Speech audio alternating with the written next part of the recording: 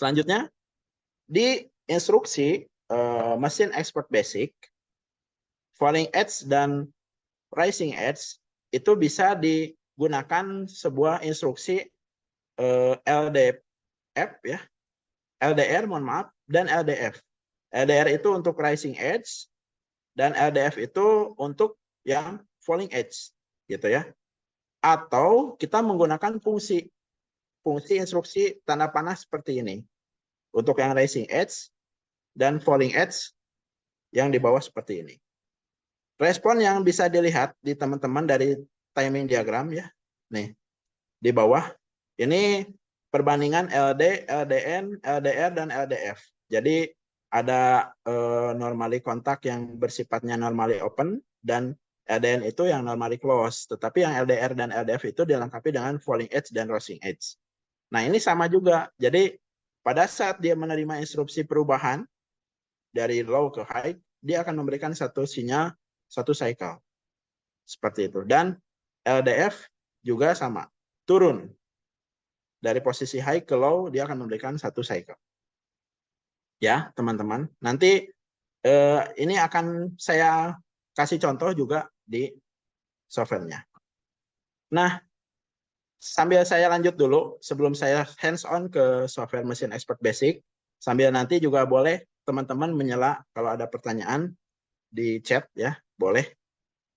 Nah, untuk set dan reset, di mana ini adalah sebuah instruksi atau kondisi yang bekerja jika terdapat input dan memberikan alamat B sebagai output dan mempertahankan status output B dari perintah set tersebut.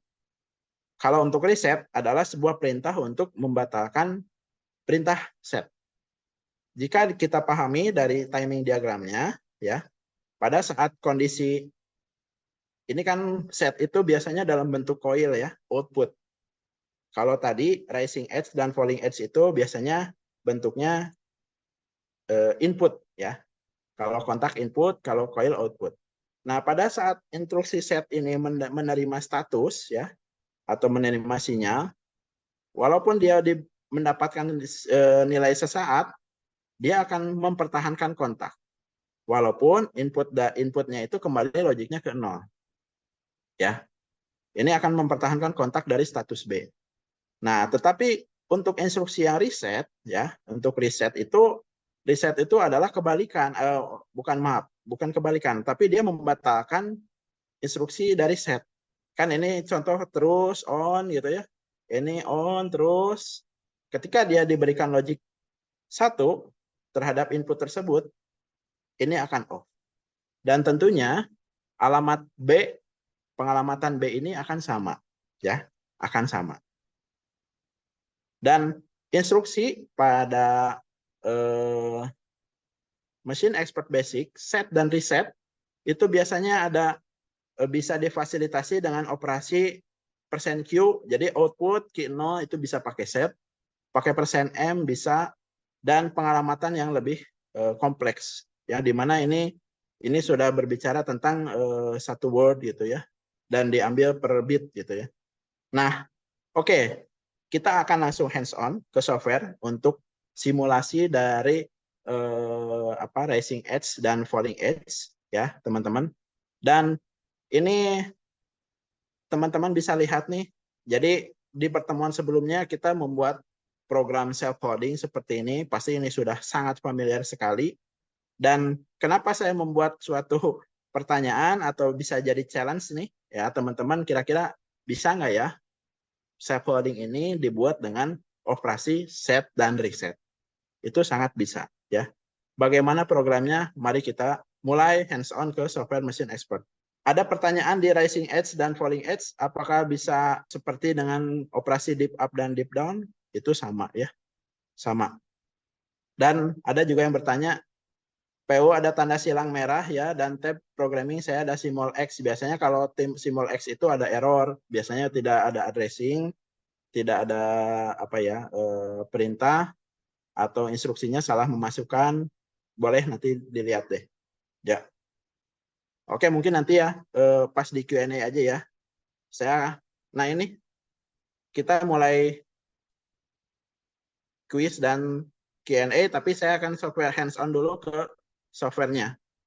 Nah, seperti yang kita bahas sebelumnya, saya mencoba membuat PO baru ya. PO baru. Nah, mungkin seperti ini ya. Tombol X merah seperti ini. Itu biasanya ini belum masuk gitu instruksinya. Oke, sambil lanjut dulu. Kita buat contoh menggunakan instruksi rising edge ya. Rising edge dengan alamat boleh deh. Ini teman-teman bebas aja ya. Asal sesuai dengan kapasitas konfigurasi. I15 kan terakhir. Kalau kita masukin I17 biasanya merah gitu ya. Nggak mau karena lebih. Tapi ini kan sampai 23 ya inputnya, jadi aman sih I17. Oke, kita lanjut dulu. Nah, ini kita berikan respon key 0 titik, misalnya di sini bisa pakai yang 9. Nah, respon racing dan edge dan falling edge seperti yang sudah saya katakan, kalau misalnya dia memberikan responnya satu cycle dan sebetulnya tidak akan terlihat ya. Tidak akan terlihat secara respon simulasi program. Seperti contoh nih, saya akan coba buat I0.15 kita aktifkan. Nah, walaupun ini true ya, statusnya true, ini aktif, tapi sudah saya jelaskan. Kenapa ini false? Karena dia responnya cepat ya, satu cycle. Nah, cara mengantisipasinya bagaimana? Cara mengantisipasinya bagaimana? Kita harus memasukkan operasi set. Karena set ini tadi sudah saya jelaskan, ini akan mempertahankan status walaupun status inputnya satu cycle. Kan gitu ya, satu cycle. Ini akan mempertahankan status. Ketika kita rubah menggunakan fungsi set, ini akan terlihat ya, respon outputnya akan terlihat terkunci. Oke, sambil menunggu, teman-teman boleh deh sambil coba ya. Teman-teman boleh sambil coba. Nih, kita sambil simulasikan untuk operasi rising edge dan falling edge. P ya, 15. I0.15 ya. Kita cari dulu. Nih. Nih. Walaupun ini true, ini tidak akan terlihat. Tetapi secara respon ini mempertahankan kotak. Ketika dia dibalikan ke false, ini tetap mempertahankan kontak. Dan oke, untuk membatalkan key 09, tadi sudah saya jelaskan, dia perlu instruksi reset. Ya, kita coba pakai instruksi yang falling edge. Karena apa sih bedanya KCP? Ini saya coba simulasikan. Ya, ini nah untuk operasi reset. Teman-teman bisa sambil klik ini reset coil, bisa disimpan di sini. Ini seperti yang sudah saya jelaskan bahwa alamat ini biasanya harus sama gitu karena reset itu pembatalan dari set. Jadi halamannya harus sama. Key 0.9. Oke. Nah, kita coba simulasikan.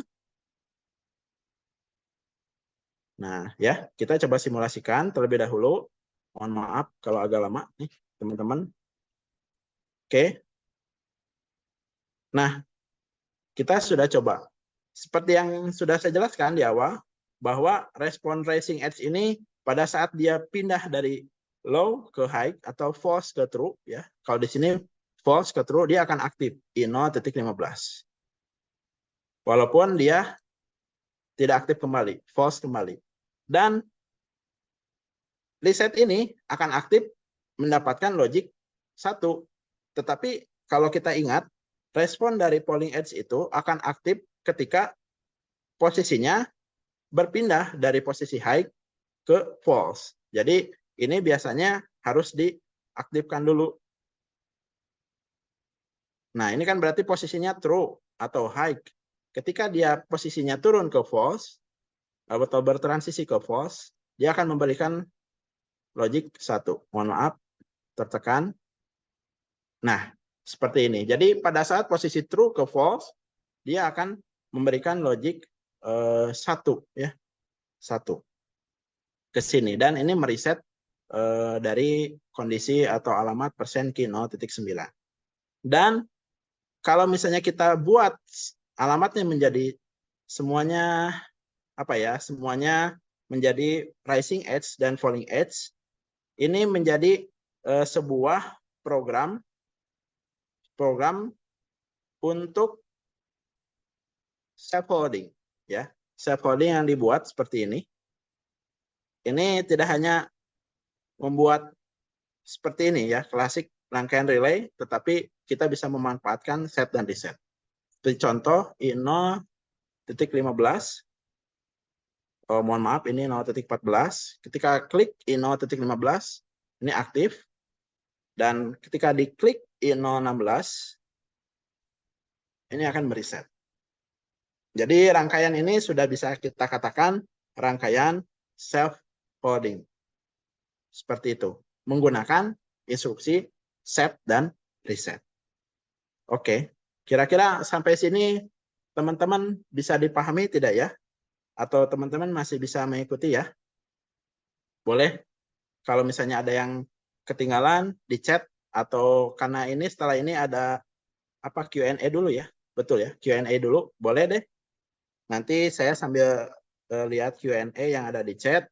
Ada yang nanya juga di Q&A, Kak, aku baru belajar nih perbedaan M dan Q apa ya Kak? Nah, oke, sambil saya jelaskan. Jadi Q itu adalah alamat untuk output.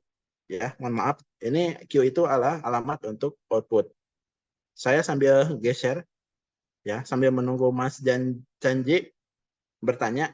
Q ini alamat output. Jadi kalau misalnya PLC output ini interfacing langsung gitu ya dengan perangkat aktuator seperti relay ya, atau motor, secara hardwire dia di wiring di sini ya, tetapi Q0, Q1, Q2 kan gitu ya. Tetapi secara programming itu menggunakan alamat persen key. Artinya nanti seperti contoh programnya akan mengaktifkan ini Q0.9 gitu ya. Kan ini pakai alamat key. Ini akan diteruskan ke alamat output ini. Sehingga nanti kalau kita wiring dengan lampu, biasanya lampunya nyala gitu ya. Nah, tetapi kalau persen M, itu adalah sebuah memori bit, di mana memori ini biasanya digunakan untuk kontak tambahan atau sebuah memori tambahan, instruksi tambahan, dan biasanya persen M ini hanya kebutuhan program saja gitu ya, kontak bantu, karena tidak diteruskan ke alamat Q. Gitu ya. Nah, kira-kira seperti ini mungkin Q&A-nya tidak ada lagi yang bertanya. Mudah-mudahan bisa mengikuti dengan baik. Sebagai feedback dan respon untuk saya, mudah-mudahan teman-teman bisa sambil di chat aja. Kak, saya kecepatan ya, atau misalnya Kak, ini saya terlalu kurang jelas gitu. Boleh sampaikan aja di chat, tapi mudah-mudahan paham. Nah, langsung ke instruksi timer dan instruksi counter. Nah, oke. Berbicara timer, ya teman-teman, sama. Jadi PLC itu kan tadi saya sudah jelaskan, kalau PLC itu ada instruksi timer, instruksi counter, aritmatika. Jadi di berbagai PLC itu timer pasti ada gitu ya. Sampai kalau kita sebut dengan smart relay, Zelio dari seri Schneider juga itu juga sama, itu ada timer. Tetapi kalau kita pahami timer itu apa? Jadi salah satu fungsi ya di dalam PLC, fungsi dari timer ini biasanya untuk mendelay suatu kondisi atau operasi tertentu. Nah, sebagai contoh, mendelay itu kalau teman-teman di lampu lalu lintas, misalnya di traffic light, nah itu kan pakai operasi delay timer. Nah, itu bisa digunakan juga pakai fungsi VLC untuk pembelajaran. Tetapi pada umumnya fungsi timer yang sering dijumpai di berbagai jenis PLC ada on delay timer, off delay timer, dan time pulse. Nah, biasanya di Omron itu on delay timer. Tetapi kalau di Schneider, ini menarik sekali karena di Schneider itu bisa di setting menjadi 3 tipe timer. Bisa on delay timer, bisa off delay timer, atau bisa time pulse. Lalu apa bedanya? Nah, sama, kita harus paham dulu timing diagram nih, teman-teman ya. Timing diagram. Jadi sebagai contoh, blok timer itu biasanya ada blok inputnya, trigger timernya, dan kondisi outputnya. Nah, kita simulasikan atau kita pahami persepsinya bahwa TTX itu sebagai input trigger timer dan TX itu sebagai output. Lalu bagaimana cara kerja on delay, off delay, dan time pulse? Nah, jika on delay timer, input ini berlogik 1 atau timer itu diberi trigger, outputnya tidak akan aktif, tetapi dia mengikuti setting waktu yang ditentukan. Jadi inputnya sudah masuk, dia akan mendelay dulu selama T. Ya, T. T ini nanti tergantung fitur timer yang ada di PLC-nya. Dan ketika nilai T-nya sudah terpenuhi, ini akan aktif. Nah, biasanya nilai T itu dinamakan present value biasanya. Ya, nanti saya bahas di timer Modicon 221. Nah, tetapi untuk off delay, ya, off delay itu pada saat triggernya inputnya masuk, ini teman-teman, si outputnya ini masuk, ya, atau aktif, ya.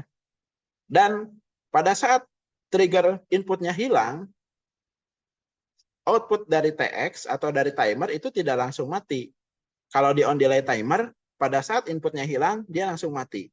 Tetapi off delay, inputnya hilang, dia akan mendelay off. Seperti itu ya. Sampai nilai T yang ditentukan. Jadi dia keywordnya atau kata kunci sederhananya on delay itu mendelay on. Ya. Kalau off delay dia mendelay off gitu ya. Dan untuk time pulse itu pulsa. Biasanya satu cycle juga gitu ya. Jadi ini dikasihkan inputnya sesaat, outputnya akan langsung aktif, dan akan mati lagi. Sesuai dengan apa? Sesuai dengan nilai T. Gitu ya. Jadi ini time pulse ini menjadi salah satu fitur yang ada di software atau PLC Modicon 221.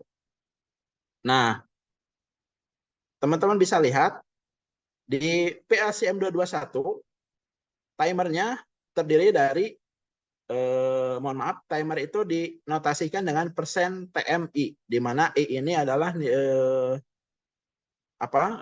timernya gitu ya. Timer 0 sampai 254 atau 8 bit ya, 20255 timernya. Disediakan fasilitas. Jadi kalau misalnya membuat suatu timer mendelay 5 buah itu masih bisa aman gitu. Dan tipenya TON, TOF, dan time pulse. Jadi TON itu on delay, TOF itu off delay, TP itu adalah time pulse. Ya. Kemudian preset. Nah, kalau kita berbicara preset itu 0 sampai 9999. Tetapi kenapa ini presetnya 9999? Nah, kita harus lihat dulu time base yang disettingnya. Ya, teman-teman, time base-nya itu di PLC itu bisa 1 milisecond, bisa 10 milisecond, bisa 100 milisecond, bisa 1 second, bisa 1 menit. Ya, artinya contoh seperti ini. Time base-nya adalah 1 menit. Presetnya 9999. Pada saat konfigurasinya TON, contoh, input ini diberi trigger 1. Output key tentunya akan mendelay on kan, seperti tadi mendelay on. Mendelay on selama apa? Selama nilai timer ini terpenuhi gitu. Jadi ini 9999 menit. Lama sekali ya. Lama sekali gitu. Dan kalau misalnya ingin dipercepat ya rubah saja gitu ya. Rubah saja di time base-nya atau dirubah juga nilai presetnya itu bisa dirubah.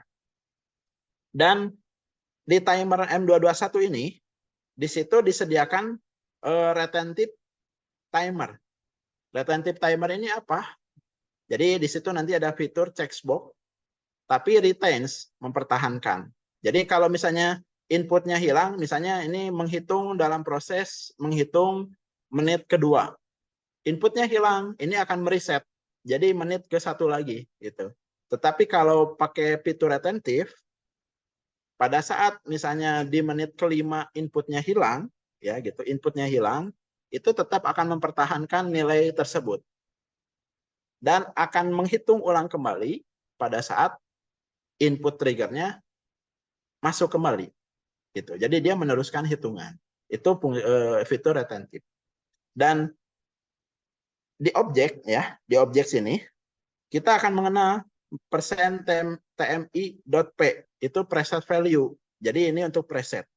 Nah, preset value ini biasanya digunakan untuk nilai variabel. Jadi nilai presetnya itu timer itu kan bisa disetting di awal program, misalnya untuk 2 menit.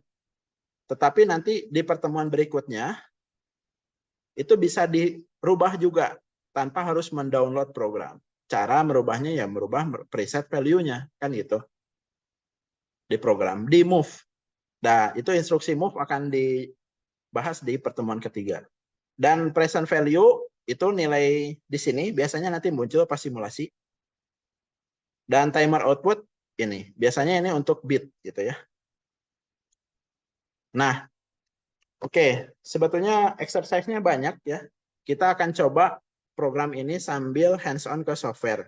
Jadi kita akan buat input X1 dan Y1 adalah sebagai output indikator dan T1 adalah timer 3 second dengan time base 100 millisecond. Kan bisa ya diatur seperti itu. Oke, kita add dulu. Mohon maaf, ini belum saya stop. Oke, teman-teman bisa sambil ikut simulasi juga nih, atau ikut juga mengikuti tutorial yang saya berikan. X1 contoh saya berikan notasi I0.17. Ini adalah X1. Seperti itu ya. Dan timernya ini. Teman-teman bisa klik ini. Kemudian yang ada jam, diklik timernya. Nah, defaultnya seperti ini, nilai defaultnya, ya. Tetapi nanti bisa dirubah. Outputnya Y1. Y1 itu saya notasikan key 0.10. Itu adalah Y1. Sudah sesuai ya, X1, Y1. 3 detik dengan time base 100 millisecond. Time base-nya kita rubah dulu 100 millisecond, gitu ya. Berarti 1000 millisecond itu 1 detik ya. Berarti ini kita kasih 30. Betul nggak ya? Kalau saya keliru, nanti boleh diingatkan aja. Nah, tetapi kalau millisecond biasanya nggak kelihatan nih teman-teman. Kalau mau kelihatan sih enaknya kita pakai 1 second aja deh ya. Ininya pakai 3 detik gitu. Karena biasanya ngitungnya cepat di present value-nya. Kita coba simulasikan. Ya. Kita simulasikan. Contoh. Nah, pada saat input X1 masuk E017, dia akan mendelay. 1, 2, 3, on. Oke.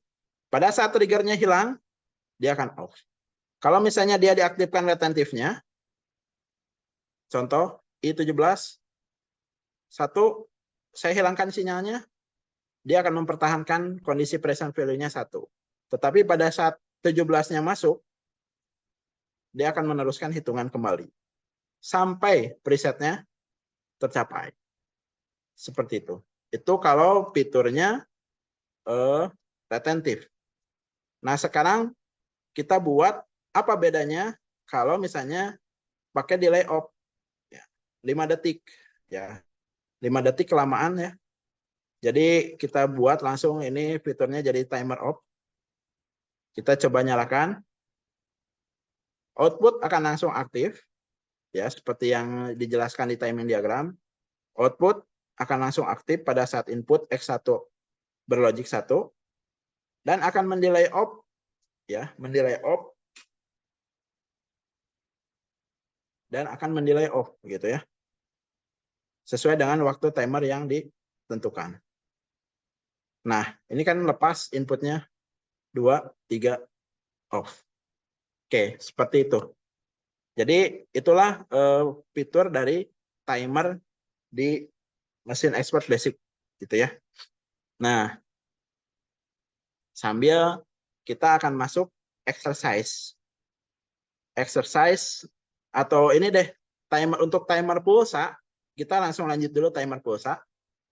Timer pulsa itu kita bisa setting time pulse, di mana respon dari timer pulsa itu seperti ini. Inputnya masuk, ini outputnya akan aktif sampai ini P itu kan preset, V itu value gitu. Sampai presetnya tercapai, ini akan mati secara otomatis. Kalau ini 3 detik, kita coba simulasikan dulu. I17 masuk, ini on. Walaupun inputnya hilang. Nah, seperti itu. Jadi respon timer pulsa seperti itu. Teman-teman nanti di break bisa sambil coba dulu boleh ya. Oke.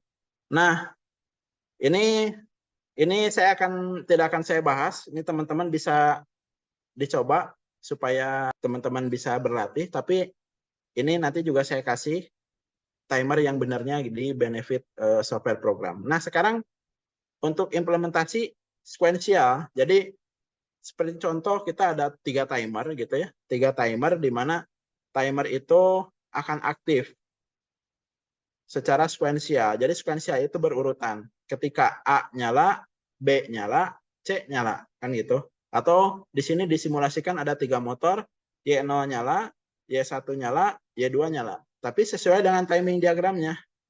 Seperti contoh nih, X0 atau di start, Y0-nya akan aktif 10 detik, kemudian Y1-nya aktif, kan gitu ya. Kemudian Y2 yang terakhir aktif setelah 5 detik.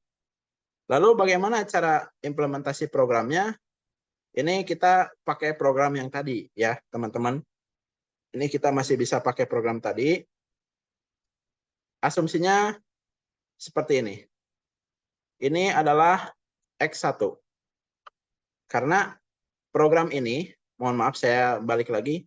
Program ini seperti latching. X0 nyala, kemudian X1 mematikan. Jadi ini mohon maaf kita pakai X0 dan ini adalah sebagai Y0. Dan I016 adalah sebagai X1. Ya, berarti ini start, ini stop. Kemudian setelah Q09 aktif atau Y0 aktif, dia akan mendelay 10 detik dan mengaktifkan Y1. Nah, artinya input ini berarti didapat dari Q0.9 sambil nunggu Q0.9. Nah, kira-kira di chat boleh deh jawab. Kira-kira ini pakai timernya apa ya? On delay, off delay, atau time pulse? Boleh. Kalau sampai ada yang menyimak, on. Oke, good ya. On delay. Jadi itu pakai on delay selama 10 detik. 10 detik, betul sekali ya. Dan Q10 sebagai Y1 tadi ya. Q10 sebagai Y1. Artinya ini on aktif, dia akan mendelay timer, Y1-nya akan aktif. Lalu setelah proses Y1 aktif, dia akan mendelay lagi, Y2.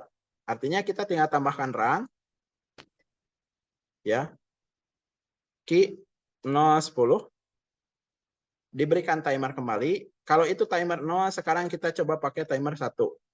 Dan outputnya Y1 Q011. Boleh deh. Q0.11 itu Y2. Kan itu ya. Ini time base-nya 5 detik. Ya, seperti ini. Jadi ini sudah aktif nih, teman-teman. Kita boleh coba simulasi untuk program sequential. Dan sequential ini menjadi apa ya? Boleh nih ini dikasih polling atau feedback dulu supaya saya bisa paham. Oke. Ini teman-teman ya. Teman-teman ini oke. Nah, seperti contoh dari sequential timer, kita coba aktifkan dulu X0. Y0-nya akan aktif. kemudian Y1, kemudian Y2. Kita aktifkan I0.15 ya.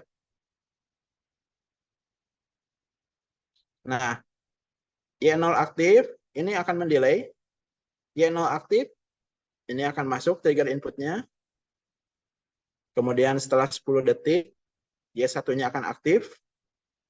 Nah, setelah key 10-nya aktif, dia akan mendelay lagi 5 detik dan akhirnya aktif.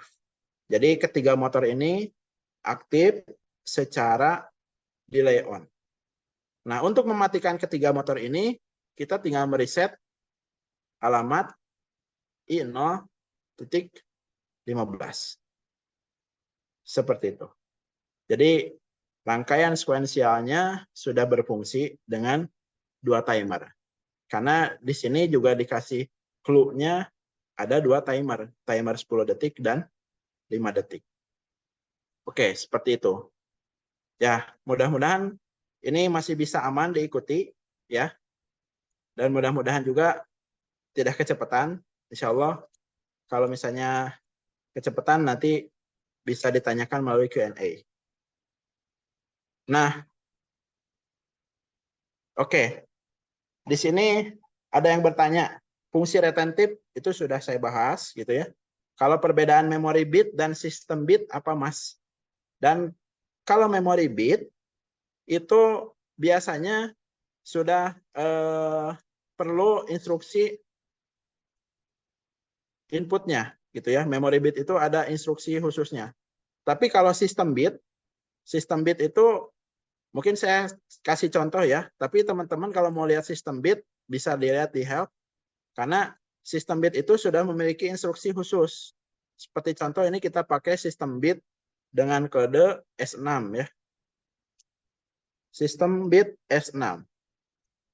Ini time base 1 second untuk clock gitu.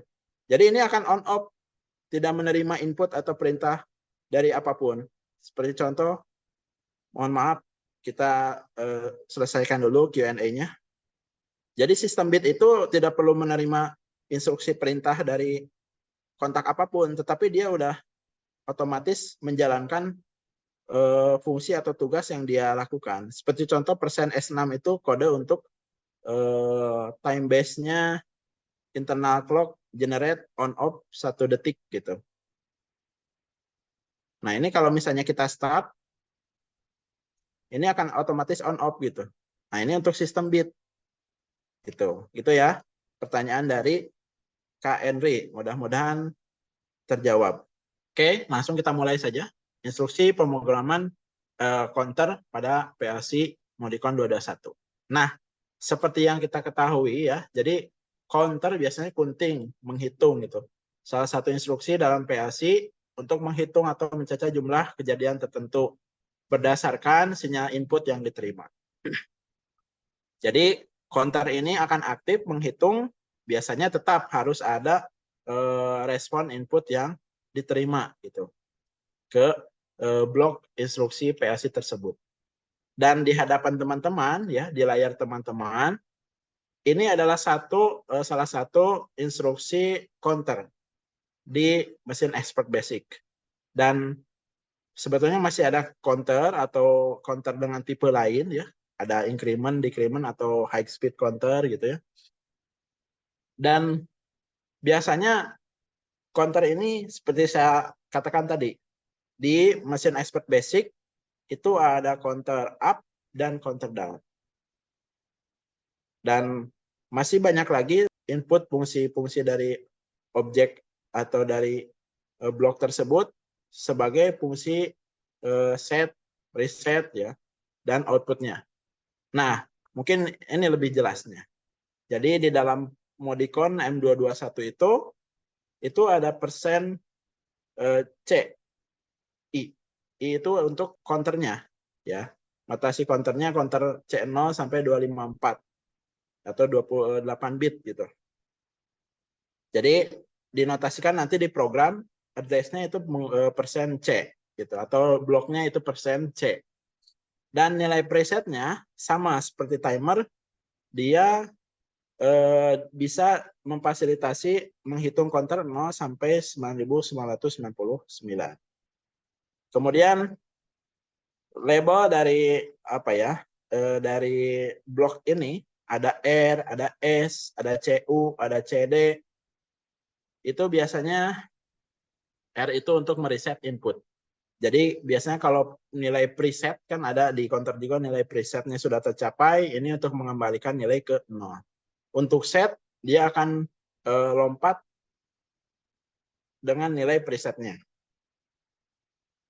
Untuk CU itu adalah count up, menghitung. Jadi nanti sambil saya jelaskan di hands-on ke software itu akan lebih jelas mudah-mudahan ya. CD untuk counter down, dan di outputnya, di sisi output sebelah kanan, itu ada down counter overflow, ada preset, output, reach. Jadi pada saatnya presetnya tercapai, output dari D ini akan aktif, kemudian label F itu untuk up count overflow. Jadi overflow apa nanti kita jelaskan di hands-on software-nya langsung. Nah, untuk notasi, jadi di counter itu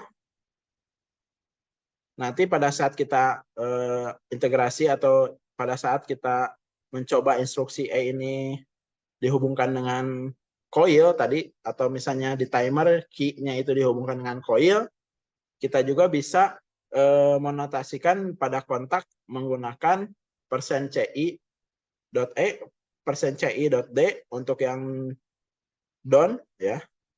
Untuk yang F itu yang overflow yang full gitu. Kalau yang E yang empty.